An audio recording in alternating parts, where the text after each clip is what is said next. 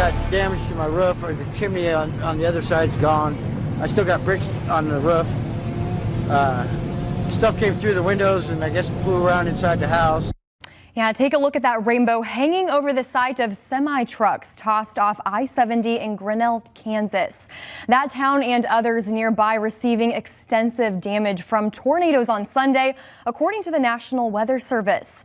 Ferocious storms have torn through hundreds of miles of the U.S. for 5 straight days, generating about 100 tornado reports, including this one on your screen near Bennett, Colorado over the weekend. The sheriff's office reporting only structural damage, though. An EF3 rocking St. Louis Friday, killing at least 5 and damaging or destroying thousands of buildings. I have several friends that live there. Thankfully, they are okay, but they've showed me some pictures and it truly is shocking. Now, there's no place suffering more loss, though, than Laurel County, Kentucky, where at least 17 people died. The threat, though, is far from over. This evening into the night, tens of millions of people in the path of severe weather all the way into the southeast, with 17 million in the Plains and Mississippi Valley are at the greatest risk of seeing strong tornadoes. Now, with that said, welcome into Fox 10 Live on your Monday. I'm Ashlyn Mitchell in for Shelby Myers. I hope you had a great weekend. We have a lot to get to. Well, first today, over half of U.S. states are taking aim at products that you use every day for their nonstick surfaces. You might have heard of them. It's Forever Chemicals. These are also called PFAs. It's an abbreviation for a group of chemicals with about 15,000 of them known for their durability. Known as Forever Chemicals because they don't break down naturally. The National Institute of Health says PFAs exist in 98% of human bodies, and a handful of PFAS chemicals are actually linked to serious health concerns. What we're putting in our bodies, what we're putting in the environment, and the more that we find out about the effects of PFAS and the dangers that it poses, we really do need to be as cautious as we can. Now, the consumer products industry is arguing that if this company can produce products like nonstick cookware using the same materials that it uses to coat medical devices like pacemakers that go in our bodies, how can it be deemed unsafe? So now they're asking for lawmakers to stop using a broad brush when referring to different PFA chemicals. In the meantime, the Supreme Court is allowing the Trump administration to move toward ending temporary deportation protections for potentially hundreds of thousands of Venezuelans. The High Court considered the issue of humanitarian relief called temporary protected status for Venezuelan migrants. Now, 7 Venezuelan nationals who have that status and a group that represents others challenged that move. They argued in part that the decision was motivated by racial and political hostility.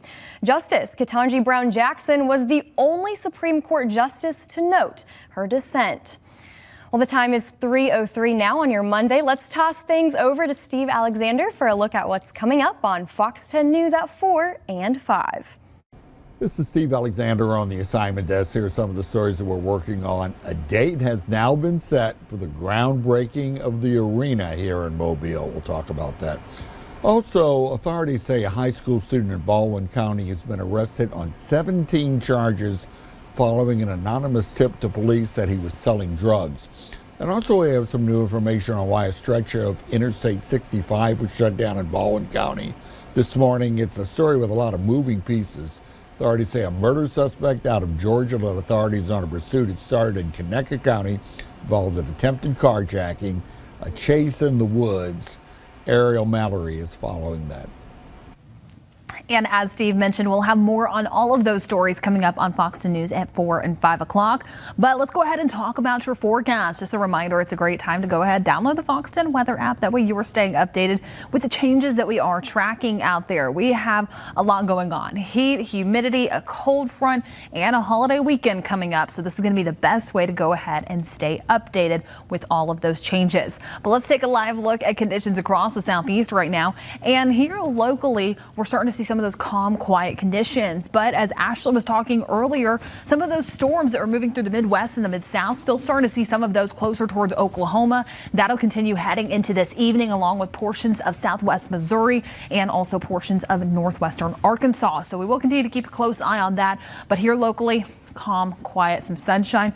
The only thing that you might notice is it's hot. That's what we're feeling out there. Temperatures right now just ranging in the 80s, 90 right now in Molino. And we're only continuing to tick up for the rest of this afternoon. However, taking that humidity into account, it's feeling toasty out there. Now that Milton sensor, it likes to be a little dramatic out there, but everywhere else, it's feeling how it is. That's how we're feeling. This mid to upper 90s, feeling more like 94 in Mobile along with Gulf Shores, feeling like 95 in Leakesville and Lucedale along with Atmore. Now, as you do get further along into the rest of this evening, your AC is really not going to get a break heading into tonight. Temperatures will be falling to the upper 70s finally by 9 and 10 o'clock. However, still feeling like the lower 80s overnight, not quite getting any of that relief. However, it will finally come after midweek. We do have a cold front that's going to be moving through on Wednesday, not bringing in great rain chances for us and not even going to be dipping down our temperatures that much.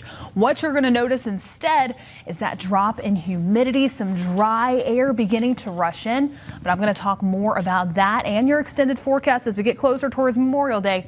That's coming up in just a little bit. All right, it's the best part of the day. It's time for Your Story, where we get to check out pictures and videos submitted by you guys. Honestly, Jen, the best part about filling in on Fox 10 Live for me, because I love seeing what's going on in the community. That's exactly right. So we want to go ahead and get started off first. This is from Miranda Gerhardt, the morning sunrise in Citronelle. It's beautiful. I think Citronelle has some of the best sunrises. I have a friend that lives out there on a farm, and it is gorgeous. It really is. But you know, what the picture doesn't show is I'm sure it just felt a little sticky out there to start off for this morning. But even looking at this, I can just hear the birds chirping. Citronelle is such a sweet place. It really is. It really is a hidden gem. It is. In Mobile County. I always enjoy driving through it too. It's gorgeous. I love it. And then next we have this picture from Milton Riddlemeyer. It's the Monday sunrise view from the Gulf State Park Pier. Look Milton, at that. one of our regulars here on Fox 10 Live, always sharing. I was about to say, I've seen him before. Oh yes, some beautiful photos, and chances are it's always down at the coast. They're showing the water, and once again, getting up early enough, I wish I could, for a beautiful sunrise. And look at how calm that water is as well. Just a great morning to be out there, like you said, before things get super hot. That's exactly right. We'll be there before we know it, if we're not already. Well, this next one is sent in from Billy, showing off Mobile Bay. What type of clouds are those We got there? some cumulus clouds out there, some little puffy ones, a little dark grayish just because of the sunlight on the other side, but also they do turn a little gray when the humidity starts to get a little higher. Really? Yeah, so it'll start looking like it's going to rain at any point. That's more reflective you're of such that an high, expert. I know, right? That high humidity out there. But still some beautiful water conditions out there. It is beautiful. I will say this feels like a sunrise sunset competition right now. It almost does. Who takes the cake? I don't know. We'll see this. Let's take a look at this next picture though from Bobby Duhan at Dauphin Island. It's the sunset at Fort Gaines. This one might win. That's look at that beautiful glow. I could see this one being framed. You walk into an art gorgeous. gallery here. I want that on my wall. Right? And it's a calming photo. I like how dark it is though. You still have that sunset being the main star. Looks like golden hour too. It that time where does. everything's just beautiful and sparkly. Love it. Well, thank you. And then also we have another one. This is from Pamela Boyd. This is Lucy in Jasper, Alabama. And Lucy, star of the show right there. She is on that table. Queen of the picnic table, but just enjoying that sunshine. Looks like they're out at the park there. Just looking nice and serene. Time to walk the dog for sure. My dog Champ loves being outside as well, and I will say he is a table stander too. I don't know if it's certain dogs or types of breeds, but he will hop on every table. I'm like, no, get down, because he'll just crash people's picnics when we're out and about, and it's so embarrassing. Dixie will do that at the dog park too. We sometimes go to the one on the Eastern Shore, and they have picnic tables, so she'll go on top of that. But yesterday we were driving through Clanton, Alabama, and there's always like the little peach stop parks there, and we stopped at one of them. and we sat and we got some ice cream with Layson and everything, Yeah. and she just sat right at the picnic table on a chair, just happy as can be, just so waiting well for the ice behaved. cream. My dog Yeah. needs to take some lessons. It's hard being a dog mom. Nobody know. talks about that enough. Right. People were getting a kick out of it. Yes, She's well, ready. we love seeing these pictures. As always, Jen, how can folks submit pictures if they're interested? Yeah, so as always, you can do it at fox10tv.com. Underneath the submit your pics option there, you just press that little hamburger menu on the top left, or you can always do it by downloading the Fox 10 weather app. Just scroll down. We want to see what you're submitting, and you can also see what other folks are sharing too. Love it. Thank you, Jen. Well, Fox 10 Live isn't over. We'll be back right after this.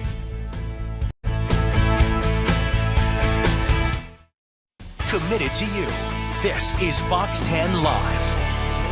Welcome back in. It's a story we've been following for some time now. Singer Dawn Richard back on the stand today in the Sean Diddy Combs sex trafficking trial. Richard, who performed in the group Danity Kane, told jurors that she witnessed Combs beating his longtime girlfriend, Cassandra Cassie Ventura. And according to the Associated Press, Richard said Combs then told her and another woman who saw the attack that they, quote, would go missing if they told anyone about it.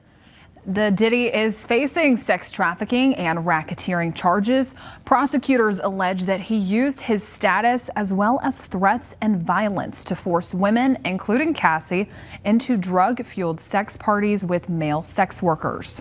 The defense, however, used texts between Cassie and Combs during her testimony last week, arguing their point that she was not a victim but a willing participant in the so-called freak-offs. Combs has pleaded not guilty to the charges, something that we'll continue to keep an eye on moving forward. For sure. Well, listen to this. A man who helped a burglar cash in on a gold $6 million toilet, am I reading that right? Toilet, was spared jail in an English court today. Yeah, so the 215-pound, 8-carat gold toilet was part of an art installation at the Blenheim Palace titled America, which poked fun at the obsession with excessive wealth. The palace is where former Prime Minister of Britain, Winston Churchill, was born. Frederick Doe, also known as Frederick Sines, was given a 21-month suspended license in his role of helping to sell the fully functioning toilet that was stolen back in 2019. So this was used at one point. The judge says one of the thieves, who has since been charged, approached Doe because he was connected to London's jewelry district.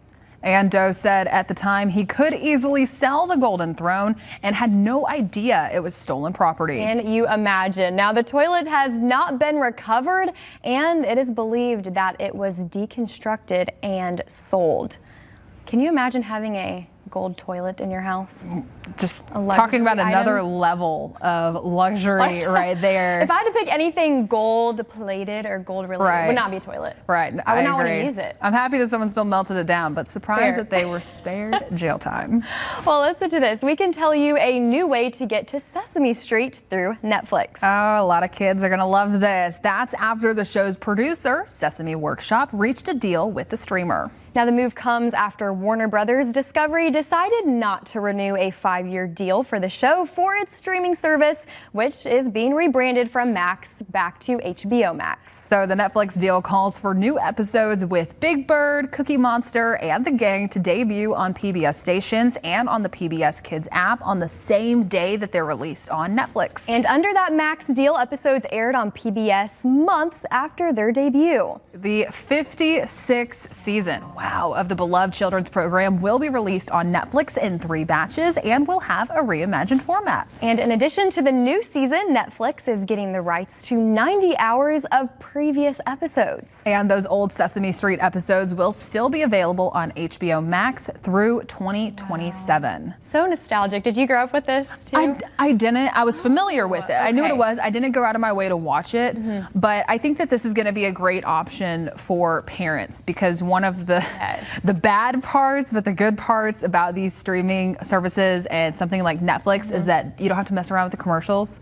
For the longest I time when didn't think Layson was a about that. toddler, she didn't know what commercials or ads were, to where then she would get frustrated when they would come on the TV. What is this? This is not fun. Exactly. This is not And cool. so I think that a lot of parents will enjoy having this option for the kids to watch with none of those Great disruptions. perspective. And I love this show too. I feel like this is, I don't know if you've heard of Bluey. Yes, Bluey, I feel love like Bluey. this was the equivalent growing Yep. up for me to Bluey. be just a clean, Exactly. kid-friendly show. Good message too. Yes. Well, plenty of bottles of maple syrup and pads of butter were used in Springfield, Massachusetts over the weekend. Yeah, so on Saturday, crowds gathered for what was billed as the world's largest pancake breakfast. And a little misty weather was not enough to dampen the spirits of hungry residents who turned out. The breakfast was put on by the nonprofit group Spirit of Springfield. And according to the group's website, the annual event is all about bringing the community together to celebrate the city's May 14th, 1636 founding. It's a lot of pancakes. That is a lot of pancakes. I love seeing the video that we have from this because, I mean, it is a lot of people that came out here to celebrate, have that big pancake breakfast. But we were mentioning earlier on Fox 10 Midday, I can't wait to see what it's going to be looking like in about 11 years when they celebrate 400 years and what that pancake breakfast The turnout will look like. will be huge, It will hopefully. be. What's your favorite pancake? I'm curious. Chocolate chip. Chocolate chip from Yep. Waffle House? I do. Maybe? I didn't grow Okay. up with Waffle House, but I enjoy it now. It's one of my It's an favorites. iconic pancake. It is. I love it. Well, waffle technically. Oh, true. It's like, do they Close sell enough. pancakes? Yeah. I don't know. Well, babies are born at the hospital every day, but this was truly a special delivery.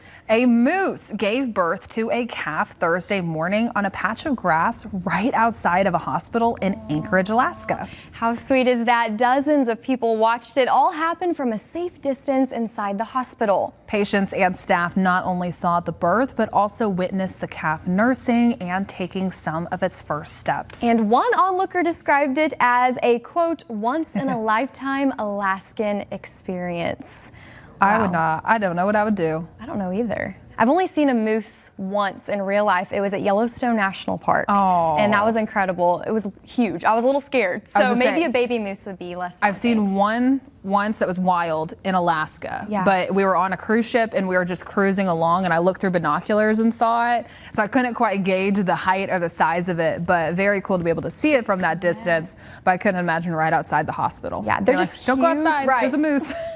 Well, they're huge, just like royal dignified creatures Right. too. I mean, they scare me a little bit, but the baby's pretty cute. And what a cute baby. Let's go ahead and talk more about your forecast right now. And I almost wish that we were feeling more of that Alaska weather. Not the case here. It's still beautiful outside, but we are feeling some of those toasty temperatures, but it's mainly going to be that humidity out there that is making the biggest difference. So live view outside down in Orange Beach, things look great, but look at that. Temperatures resting in the mid 80s. I'm okay with the mid 80s, but it's more of those dew points, the humidity that's in the upper 70s that's going to be causing some of those differences. So it's feeling more like 94 out there. Again, toasty, it's hot, it's humid. But in case you are going to be making a break for the beach over the next few days, we will start to introduce some of those moderate rip currents tomorrow and Wednesday. Those winds right now, they're out of the south. We'll finally start to see the impacts of that over the next few days. But in the wake of that cold front that's moving through on Wednesday, improvements down at our beaches, low by Thursday and Friday. So hopefully going to start to see some of those better water conditions. But as always, regardless, be cautious out there, knowing the name of the beach you're located on and where that closest lifeguard stand is. Heading into tomorrow, those winds are going to be a little bit more breezy out of the south, sustained around 10 to 15 miles per hour, wind gusts up to 25, temperature still continuing in the upper 80s, a mix of sun and clouds, but we will start to feel that humidity with those feels like temperatures more in the mid to upper 90s. Now, I mentioned that midweek cold front. This is really what you're going to notice from it. The dew point, the humidity dropping. By Wednesday and Thursday, we're going to be in that noticeable category, dew points in the mid 60s. By Friday, some great conditions, feeling a lot better. But again, as we do get closer towards that, we will keep you updated. Just a reminder, the tropics, they're quiet right now with no new tropical development expected over the next 7 days. We are getting those daily updates from the National Hurricane Center. But over the next 3 days, we start to see that cold front move through on Wednesday. Not super high rain chances for that, but Chief Meteorologist Jason Smith will have more coming up on Fox 10 News at 4 and 5 o'clock. There's a light at the end of the tunnel, Jen, there. Thank you. Well, we will be back for more Fox 10 Live. Right now, you're taking a live look from the Fairhope Pier. Take a look at that flag blowing in the breeze. Probably not helping much out there as it is toasty today. Be sure to drink lots of water, stay hydrated. We'll be right back. What a story. A 14-year-old boy from Chicago is making his city proud. He graduated from college on Friday night. John Garcia spoke with the young graduate about his rare accomplishment. It was about the smallest size they could find, but then there's not normally much need for a college cap and gown for a 14-year-old. He's still a couple of years away from being able to get a driver's license, but Benjamin Bambarak plans to walk across the Lewis University stage tonight to receive a double degree in math and computer science. I'm very glad because that means I get done with all of the studying and all the degrees earlier. So that means I can save time for other things later when I'm older. He was studying calculus at 5 years old. The public school told his parents he'd be wasting his time in grade school, so he was homeschooled, where he tested out of high school and junior college by the time he was 10. His father started college in the former Yugoslavia but never finished. I did not teach him. He did it himself. I did not teach him it. Bambarak is the youngest graduate in Lewis University history. At an age when most kids are in middle school, he was taking advanced college courses with much older students. It was a challenge for him and for his professors. We had to make sure that it's an inclusive environment for him. He finished with a 3.9 grade point average, living at home rather than on campus.